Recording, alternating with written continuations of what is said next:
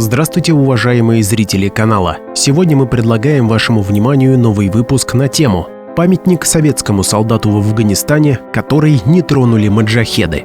Важная стратегическая точка, одинаково интересная как для России, так и для стран Запада. Конечно, это горный Афганистан, но он всегда был самым проблемным из регионов. Там живут своеобразные люди, которым не очень-то интересны наши понятия о цивилизации. Тем не менее, они тоже умеют быть благодарными.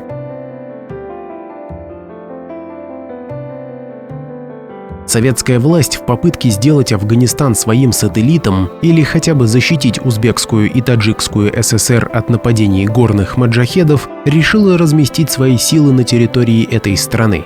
Нет, шли не с оружием в руках, а с предложениями поднять уровень жизни афганцев, построить хорошую инфраструктуру, решить проблемы сельского хозяйства путем развития ирригационных систем. Но несмотря на то, что делал для Афганистана Советский Союз, внутри страны зрел целый ряд противоречий, и их еще подогревали западные страны. В результате с 1979 года начались военные конфликты радикально настроенных маджахедов с советскими войсками. Война длилась почти 10 лет. В 1989 году СССР решил вывести войска с территории Афганистана. Однако в этой войне победы не было. Союзу так и не удалось полностью уничтожить душманские формирования.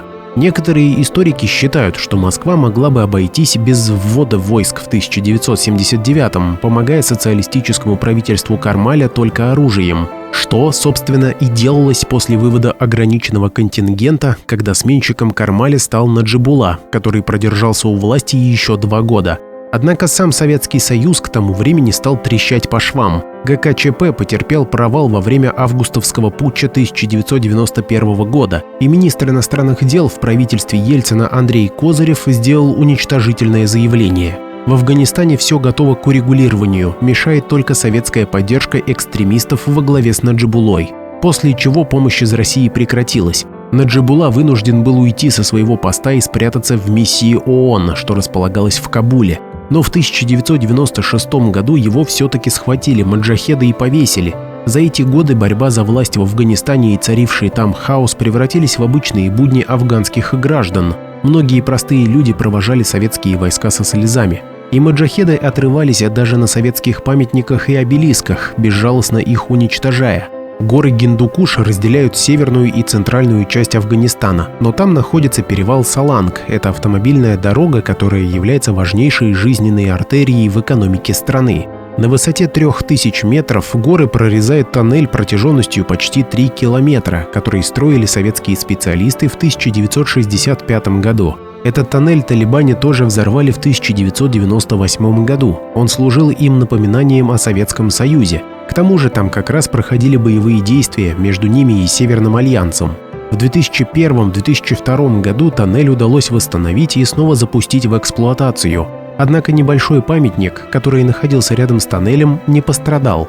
Он стоит там с 1985 года, и его, в числе очень немногих русских обелисков, маджахеды не тронули. На памятнике только скромная надпись, как на могильной плите: «Мальцин Сергей В. 1965-85». Кто он, этот русский солдат, и почему память о нем так бережно хранят жители Афганистана? В Нижегородской области есть небольшой городок Бор, совсем близко от Нижнего Новгорода. В 1965 году, когда родился Сережа Мальцин, Нижний Новгород еще был городом Горьким, важным индустриально-промышленным центром, совершенно закрытым для иностранцев. Родители Сергея, электрик и работница аптеки, души не чаяли в своем ребенке. Екатерина Федоровна, мама Сергея, уже потом в одном из интервью рассказывала про своего сына. Он у нас поздний ребенок был, единственный. Добрый был мальчик, сердечный, отзывчивый. Одноклассники и знавшие Сережу люди характеризовали его как молчаливого паренька, но очень рукастого. Он мог починить любую вещь, от зонтика до мопеда. Этому мальчика научил отец, Виктор Константинович. Друзей у него было немного, зато самые верные. Сергей хотел стать электриком, как и его отец, даже в сочинении в 8 классе написал: «Эта профессия может во многом пригодиться. Мой отец всем помогает, кто просит его помочь. Я постараюсь быть таким же». Сочинение хранится в школе, в которой учился Сергей, вместе с его детскими рисунками, юношескими фотографиями и письмами полевой почты. Сережа ходил в школу номер 6 на Бару. И по воспоминаниям его учителей, мальчик был каким-то по-особенному упорным. Учился хоть и не на отлично, но был старательным. Парень получил среднее образование, отучился в училище на слесаря и после устроился работать на Борский завод «Теплоход». В 1984 году Сергей Мальцин был призван на срочную воинскую службу. После учебки вместе с другими срочниками Сергей отправился дослуживать в Афганистан. Шла война, многие родители боялись, что их дети попадут туда. Однако Сергей сразу же сообщил папе и маме, что его дальнейшая служба будет проходить на территории Афгана. Правда, никогда им не рассказывал про все тяготы. Все нормально, лишний раз не волнуйтесь. Только иногда он писал, что климаты нехорошие там. По ночам приходится кутаться во все, что есть, а днем невыносимая жара. Мальцин писал письма раза 2-3 в месяц по возможности. Но вдруг родители перестали получать послания от сына. Мама рассказывала, что очень переживала в эти дни, предчувствовала самое плохое. «У меня так душа болела. Я молюсь, плачу, прошу прислать весточку от сына. И вдруг поднимаю голову, а в дверях муж стоит, бледный-бледный, и щеки провалились. И говорит: «Все, нет у нас больше сына».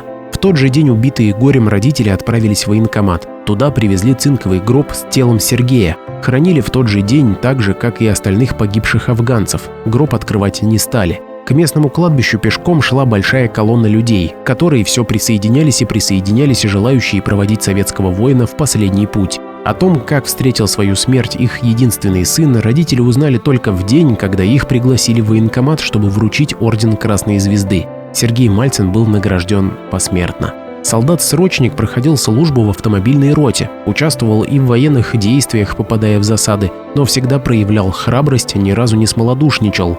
Основной обязанностью Мальцина было провозить грузы и солдат через тот самый тоннель Саланг, который долгое время оставался самым высокогорным тоннелем в мире. При ширине в 6 метров длина тоннеля составляла 2676 метров. Это очень опасное место, особенно на выезде. До дембеля парню оставалось еще несколько месяцев, но судьба распорядилась иначе. В тот злополучный день, 2 ноября 1985 года, Сергей, один, без сопровождающих, вез груз через перевал Саланг-Хайратон. Когда он выехал из тоннеля на КАМАЗе, навстречу на узкую горную дорогу выскочил грузовичок, в кузове которого на мешках с продовольствием сидели афганские крестьяне, женщины, старики и дети. Машина мчалась прямо к тоннелю и при столкновении с советским КАМАЗом просто вылетела бы в пропасть. Сергей в считанные секунды принял решение. Он резко повернул и направил свой грузовик прочь с дороги, прямиком к скале. КАМАЗ разбился. Мальцина спасти не было возможности. Он получил тяжелые травмы, от которых скончался. Екатерина Федоровна, узнав про это, долго плакала, но нашла в себе силы сказать: «Он ведь много людей спас, детей, а сам погиб. Да он и не мог по-другому. Сами так воспитали». Гибель сына резко изменила жизнь Мальцевых. Отец Виктор Константинович через какое-то время слег и спустя 2 года умер. У него обнаружили онкологию. Мама Сережи осталась одна, но ей взялись помогать бывшие одноклассники Сергея и его учительница. Правда, по словам зауча школы, где учился герой, его мама отказывается от подарков и помощи, но охотно зовет в гости.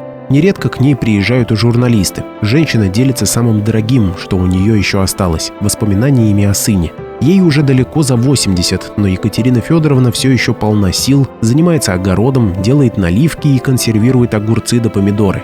А в ее спальне над кроватью висит портрет Сергея. В начале 1980-х годов можно было носить длинные стрижки. Рядом в рамочках под стеклом 2 награды сына. Медаль воину-интернационалисту от благодарного афганского народа, награда от Наджибуллы, бывшего президента Афганистана, и орден Красной Звезды. Но самое главное – это письма из Афганистана от сына в пожелтевших конвертиках, где вместо обратного адреса значится «полевая почта». Среди этих писем есть одно, уже не от Сергея, но с того же военного адреса. Письмо написал в 1986 году житель Еревана Рафик Хачатурян, рассказавший маме Сережи о том, как увековечили его память. Рафик рассказал и предысторию. Он в 1985 году поехал в командировку в Афганистан в качестве водителя. Тогда шла реконструкция тоннеля Саланг, и вместе с гражданскими специалистами работали и солдаты. Там он познакомился с Сережей Мальциным. Он мало жил, но этот короткий срок жизни успел быть человеком с большой буквы. На меня невероятно глубоко подействовала эта геройская смерть. И я, бывший каменотес и скульптор, решил установить памятник на месте аварии. Нашел подходящий кусок гранита и стал обрабатывать. После ночных смен днем было много свободного времени. Памятник решил поставить в 300 метрах подальше от места аварии, где был родник.